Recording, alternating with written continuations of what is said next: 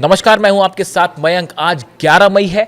America, Iran और Hormuz से जुड़े सारे अपडेट, पिछले 12 घंटे में जितने अपडेट हुए हैं वो सारी खबरें मैं आपको बताऊंगा और ये भी बताऊंगा कि अब हॉर्मूज को लेकर अमेरिका और ईरान का अगला कदम क्या होने वाला है। देखिए, इस वक्त की सबसे बड़ी खबर है 3 अरब देशों पर एक बार फिर हमले हुए हैं। बताया जा रहा है, जो खबरें आ रही हैं, जो यूएई का कहना है, यूएई के मुताबिक यूएई में कई ड्रोन स्ट्राइक्स हुई हैं जिसको यूएई ने डिफेंस हमलों में तबाह भी कर दिया। इस तरह की खबरें आ रही है। अब इसके वीडियो भी सब तरफ रिलीज हो गए और खास तौर पर इजराइल के मीडिया में यह दिखाया जा रहा है कि किस तरह से यूएई पर एक बार फिर ड्रोन अटैक हुए हैं। देखिए, बेहद गौर करने वाली बात है कि यूएई पर अगर ड्रोन स्ट्राइक होती है और उसके वीडियो इजराइल में दिखाए जा रहे हैं, इसका मतलब कहीं ये फॉल्स फ्लैग ऑपरेशन तो नहीं था। देखिए, यूएई की तरफ से ये कहा गया कि ये हमले ईरान ने करवाए हैं, ईरान ने किए हैं, लेकिन ईरान ने फिलहाल इस तरह की कोई बात नहीं कही है कि उसने यूएई पर ड्रोन स्ट्राइक की है या नहीं की है। तो ये एक बेहद गौर करने वाली बात है। क्या कोई तीसरा देश है, कोई तीसरा शख्स है जो ये चाहता है कि किसी तरह की पीस डील ना हो और ईरान का अरब देशों के साथ मनमुटाव हो जाए? क्या इस तरह की कोई कोशिश है?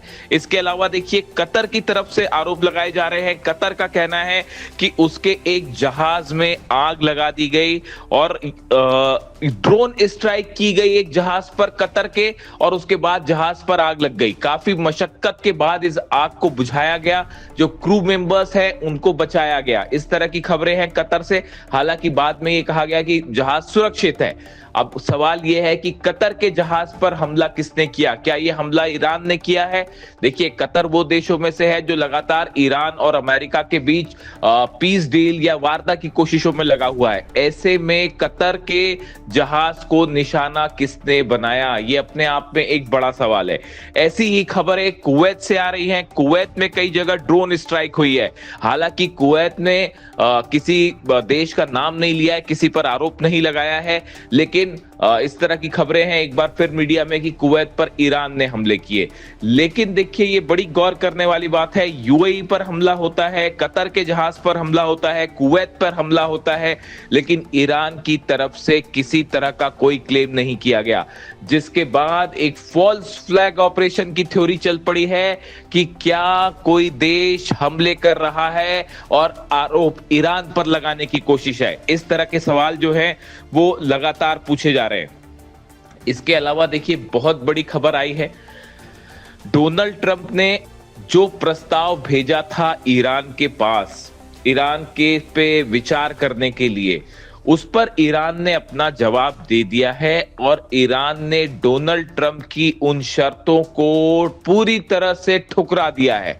पाकिस्तान के जरिए ईरान ने यह जवाब दिया है अमेरिका को, और जिसमें ईरान ने यह साफ कर दिया है कि डोनाल्ड ट्रंप की इन शर्तों के आगे ईरान नहीं झुकेगा, ईरान यूरेनियम नहीं सौंपेगा, ईरान परमाणु कार्यक्रम को लेकर रोक नहीं लगाएगा। ये वो बातें हैं जो ईरान ने डोनाल्ड ट्रंप के सामने रख दी हैं। ईरान का कहना ऐसा है, सबसे पहले हॉर्मूज का ब्लॉकेट खोला जाए, उसके बाद हॉर्मूज खोलने और जंग को स्थायी रूप से रोकने पर चर्चा होगी। लेकिन यूरेनियम पर फिलहाल किसी तरह का कोई बात करने के लिए ईरान तैयार नहीं है। ईरान के राष्ट्रपति पेजिशकियान साहब ने कहा है कि ईरान अपना सिर नहीं झुकाएगा, किसी कीमत पर ट्रंप के आगे नहीं झुका जाएगा। और इस तरह से ईरान ने उस प्रस्ताव को, उन शर्तों को मानने से मना कर दिया है जो डोनाल्ड ट्रंप ने सामने रखी थी। इससे एक बात साफ है कि आने वाले चंद दिनों में किसी भी तरह की बातचीत की संभावना, जिसकी चर्चाएं हो रही थी, वो पूरी तरह से एक बार फिर खारिज हो गई है। क्योंकि डोनाल्ड ट्रंप का भी एक बयान सामने आ गया है। डोनाल्ड ट्रंप ने ये कह दिया है कि ईरान ने जो बातें सामने रखी हैं, ईरान की तरफ से जो प्रस्ताव या जो शर्तें सामने रखी हैं, वो किसी भी सूरत में मंजूर नहीं की जा सकती। यानी ईरान और डोनाल्ड ट्रंप के बीच एक बार फिर मतभेद गहरा गए हैं और इसका नतीजा एक बार फिर हॉर्मूज में बड़ी जंग के रूप में देखने को मिल सकता है। अमेरिका के जहाज यहां मौजूद हैं, ब्रिटेन के जहाज मौजूद हैं, फ्रांस के जहाज मौजूद हैं और जो हॉर्मूज में ईरान को घेर के खड़े हुए हैं। ऐसे में अरब देशों पर हमले, अरब देशों पर ड्रोन स्ट्राइक्स की खबर, पूरे मिडिल ईस्ट में खासा तनाव देखने को मिल रहा है। अब देखना यह है कि अगले चंद घंटों के अंदर क्या बड़ा फैसला होता है डोनाल्ड ट्रंप की तरफ से। क्या किसी तरह के हमले के संकेत मिलते हैं और या फिर बातचीत वाली बात फिर से सामने आती है। इससे जुड़ा हर अपडेट हम आपको पहुंचाएंगे और ये भी बताएंगे इस पूरे मामले में रूस की क्या भूमिका होने जा रही है, क्योंकि पुतिन ने एक बार फिर ये पेशकश की है सार्वजनिक रूप से कि वो ईरान के यूरेनियम को रखने के लिए तैयार हैं, उसको ट्रांसपोर्ट करके रूस लाने के लिए भी तैयार है। हालांकि ईरान की तरफ से कोई प्रतिक्रिया नहीं आई है, ईरान खामोश है इस बात को लेकर, लेकिन सार्वजनिक रूप से पुतिन का एक बार फिर ये कहना कि हम यूरेनियम रखने को तैयार हैं, ये सीधा सीधा डोनाल्ड ट्रंप को संदेश जा रहा है। अब इसको लेकर डोनाल्ड ट्रंप क्या प्रतिक्रिया देते हैं, ईरान क्या कहता है, ये बेहद गौर करने वाली बात होगी।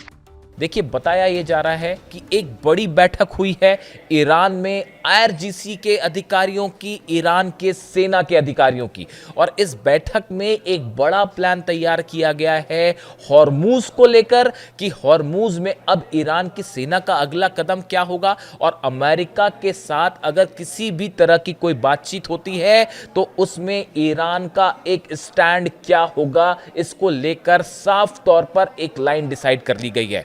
ईरान की सेना का यह कहना है, ईरान की सेना ने दो ऐसी बातें सामने रखी हैं जिसको लेकर किसी भी तरह का कोई समझौता या कोई बातचीत नहीं होगी जब तक ये दो बातें ना मानी जाए। और उसमें से सबसे पहली शर्त है अमेरिका को पूरा मिडिल ईस्ट खाली करना होगा। जितने खाड़ी देश हैं इन सभी देशों से अमेरिका को अपनी सेना हटानी पड़ेगी, अपने बेसिस हटाने पड़ेंगे। देखिए, ये वो शर्त रख दी है ईरान की सेना ने जो पूरे मिडिल ईस्ट के समीकरण को बदल के रख देगी। इसके साथ ही दूसरी शर्त तो खैर आपने पहले भी सुनी होगी, जिसको लेकर चर्चा है कि जितना नुकसान हुआ है अमेरिका ने किया है ईरान में, उस सब की भरपाई होनी चाहिए। ये उतना बड़ा मैटर नहीं है क्योंकि शायद अमेरिका इसके लिए तैयार भी हो जाए, लेकिन खाड़ी देशों से अमेरिका की सेना को बाहर करना, न सिर्फ हॉर्मूज से बल्कि पूरे खाड़ी देशों से अमेरिका की सेना को बाहर करना, ये एक ऐसा प्लान है जो आने वाले वक्त में अमेरिका के पूरे प्रभाव को खत्म कर सकता है।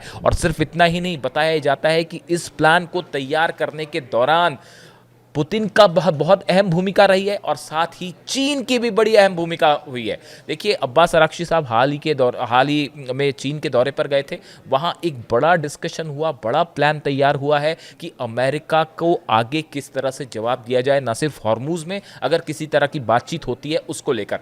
रूस की ऑयल रिफाइनरीज पर लगातार हमले हो रहे हैं। आपने देखा अभी 2 दिनों पहले अमेरिका की एक ऑयल रिफाइनरी पर लुजियाना में हमला हुआ। देखिए, ये सारी चीजें आइसोलेशन में नहीं देखी जा सकती। कहने वाले ये भी कह रहे हैं कि ये पुतिन और डोनाल्ड ट्रंप की जंग है, ना सिर्फ जंग ईरान और अमेरिका के बीच में नहीं हो रही है। एक बड़ा ऑयल वॉर शुरू हो चुका है रूस के राष्ट्रपति व्लादिमीर पुतिन और डोनाल्ड ट्रंप के बीच। ये जो लगातार यूक्रेन से ऑयल रिफाइनरीज पर हमले हो रहे हैं, करीब 10 हमले हो चुके हैं पिछले 1 महीने के अंदर अलग अलग रूस की ऑयल रिफाइनरीज पे। और जिस तरह से अमेरिका की ऑयल रिफाइनरी पर हमला हुआ, अमेरिका के जहाज़ों पर हमले हुए, इसके बीच में एक बड़ा कनेक्शन है। इन हालात में अमेरिका को कैसे हॉर्मूज से और मिडिल ईस्ट से बाहर किया जाए, इसका बड़ा प्लान तैयार कर लिया है ईरान की सेना ने। तो देखिए, एक बात तो साफ है, चाहे हॉर्मूज का सवाल हो, चाहे यूरेनियम का सवाल हो, चाहे न्यूक्लियर प्रोग्राम का सवाल हो, ईरान अपनी शर्तों पर अड़ा हुआ है और किसी भी रूप में किसी भी बातचीत को लेकर कोई भी समझौता करने को तैयार नहीं है। ईरान में लगातार प्रदर्शन हो रहे हैं, हर रात लाखों लोग इंकलाब स्क्वायर पर जमा होते हैं। ये तस्वीरें रोज देखने को मिलती हैं ईरान से। हजारों लोग, लाखों लोग सड़कों पर आते हैं, अपनी सेना के समर्थन में नारे लगाते हैं और उनकी तरफ से बात साफ कर दी गई है कि चाहे किसी भी तरह की कोई भी बातचीत होती है, ईरान उसमें अपनी शर्तों से पीछे नहीं हटेगा। और अब सिर्फ पीछे हटने वाला सवाल नहीं है, बल्कि ईरान ने एग्रेसिवली अपना एक प्लान तैयार कर दिया है। ये वो प्लान है जिसको लेकर अली खामेनी साहब भी कई बार इस बात को सामने रख चुके हैं कि भाई खाड़ी देशों में अमेरिका की फौजों का क्या काम।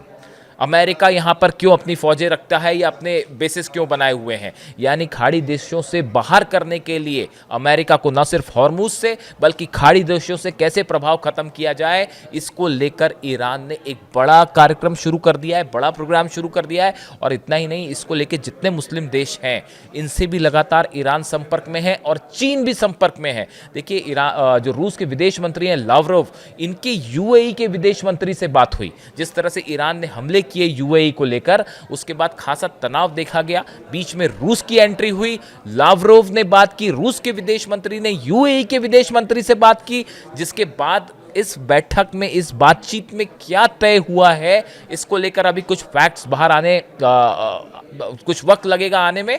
लेकिन एक बात साफ है, रूस ने भी इस मामले में इंटरफेयर करके ये बात सुनिश्चित कर दी है कि अगर अमेरिका की तरफ से कोई प्लान है ईरान पर हमला करने का, उससे पूरी तरह से रोका जाए। इसको लेके पुतिन भी एग्रेसिवली काम कर रहे हैं, यानी मामला फिर एक बार देखिए उसी तरफ जाता दिख रहा है कि ये जंग न सिर्फ ईरान अमेरिका की है बल्कि पुतिन वर्सेस ट्रंप की भी हो चुकी है। वीडियो कैसा लगा कमेंट करके ज़रूर बताएं और ये भी बताएं कि आगे ईरान का रुख क्या होना चाहिए। मैं बार बार ये बात पूछता हूं आपसे, आप भी कमेंट करके बताइए कि इन पूरे हालात में अब ईरान को क्या करना चाहिए। Thank you so much.